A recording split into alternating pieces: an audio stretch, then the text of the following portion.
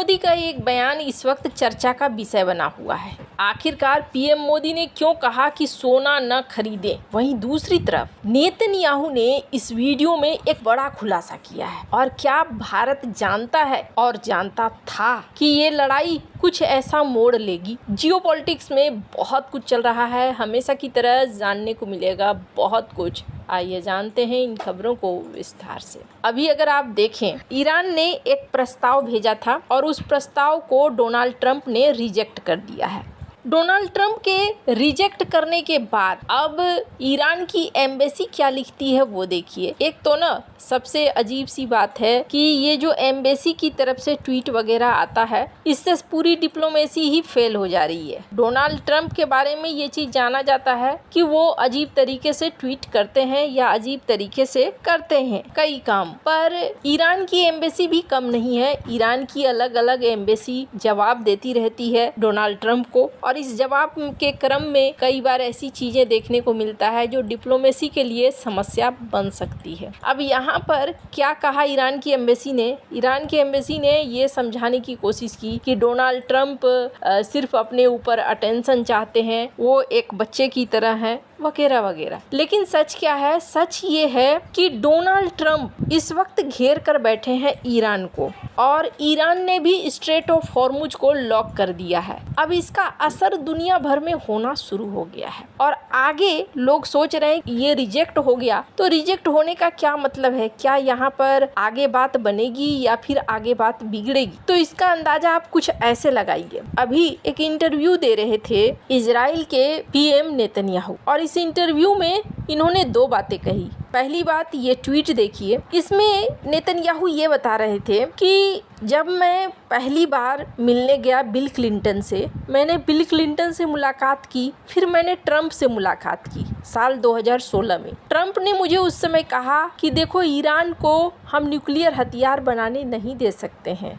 हालांकि Donald Trump उस वक्त ये बात कह गए। इसके बाद इन्होंने कहा कि फिर मैं एक बार बाइडेन से मिलने गया और उस समय भी मैंने डोनाल्ड ट्रंप से मुलाकात की थी, तो डोनाल्ड ट्रंप ने कहा था कि नहीं, ईरान किसी भी हाल में न्यूक्लियर हथियार नहीं रखेगा, हम ईरान को ऐसा करने ही नहीं देंगे।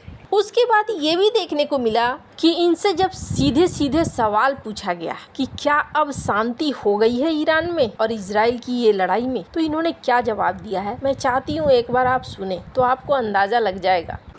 I think it accomplished a great deal, but it's not over because there's still nuclear material, enriched uranium that has to be taken out of Iran. There's still enrichment sites that have to be dismantled. There's still proxies that Iran supports. There are ballistic missiles that they still want to produce. Now, we've degraded a lot of it, but all of that is still there.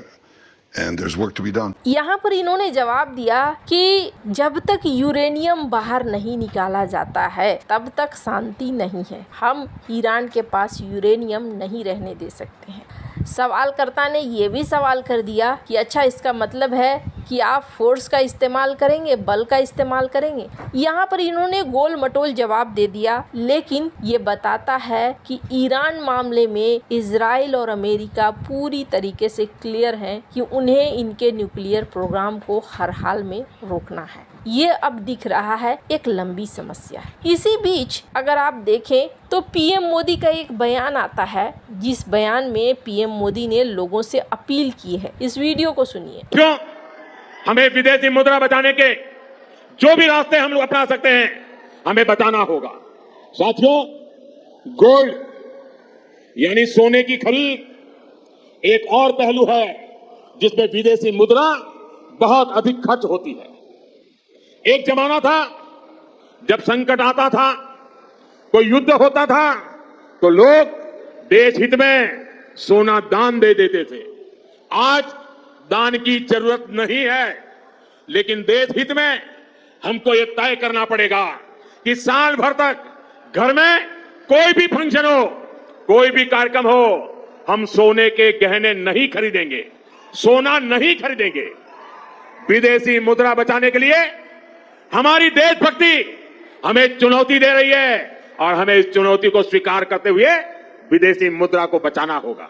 1 साल तक के लिए शादी ब्याह के लिए सोना खरीदने से बचें और मेट्रो का इस्तेमाल करें। ये सारी चीज़ें क्यों कही गई?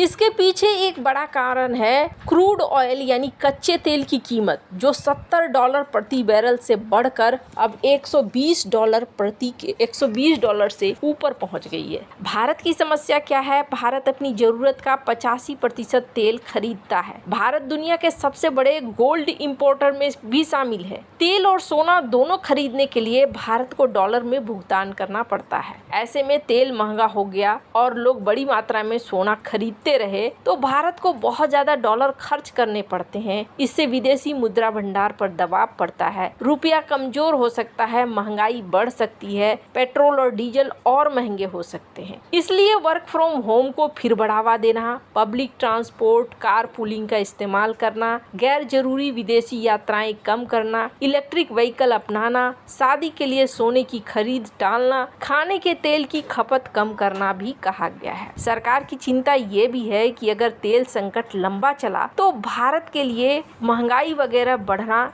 ये समस्या आ सकती है। बाजार में भी इसका असर भी दिखा। खबरों के अनुसार रुपया कमजोर हुआ, ज्वेलरी कंपनी की शेयर भी गिरे हैं। लेकिन ये एक राष्ट्रीय बचत अभियान जैसा है, ठीक वैसे ही जैसे 1970 के तेल संकट के समय कई देशों ने ईंधन बचत अभियान चलाए थे। इस बार भारत में सरकार ने लोगों से जिम्मेदार होने की अपील कर रही है ताकि दुनिया के ऊर्जा संकट का असर कम किया जा सके।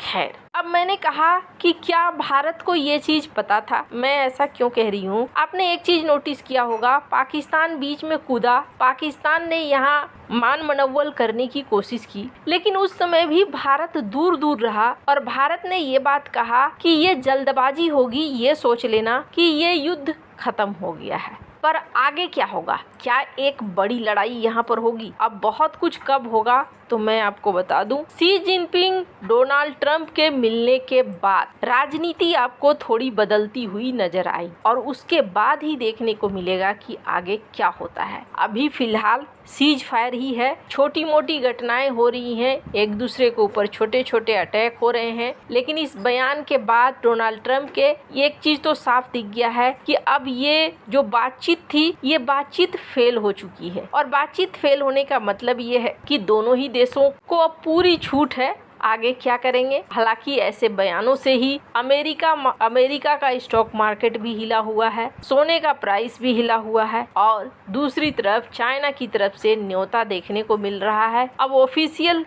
ये घोषणा हो गई है कि 13 मई से 15 मई तक डोनाल्ड ट्रंप शी जिनपिंग से मिलने जाएंगे। आगे का सीन ऊर्जा संकट को ला सकता है और इसकी तैयारी भारत कर रहा है। अब बहुत सारे लोग सोचेंगे, अच्छा चाइना के पास तो बहुत सारा रिजर्व है, हमारे पास इतना सारा रिजर्व क्यों नहीं है? चाइना, पहली बात तो ये एक बहुत बड़ी इकोनॉमी भी है। चाइना के पास उस तरीके के रिजर्व के इंफ्रास्ट्रक्चर भी हैं, साथ ही साथ उतना पैसा भी रहा है और वो काफी सालों से इकट्ठा करता रहा है। भारत की बात करें तो भारत के पास भी रिजर्व है, लेकिन उस रिजर्व को अगर आप पूरी तरीके से खर्च कर देते हैं तो फिर जिस तरीके से दोनों मोर्चे पर दो दुश्मन है, अगर कोई लड़ाई शुरू होती है तो भारत के लिए मुश्किल हो जाएगी। आपको क्या लगता है इन सब मामले में? आपकी क्या राय है? कमेंट कर जरूर बताएं। जल्द मिलते हैं अगले वीडियो में नई खबर के साथ।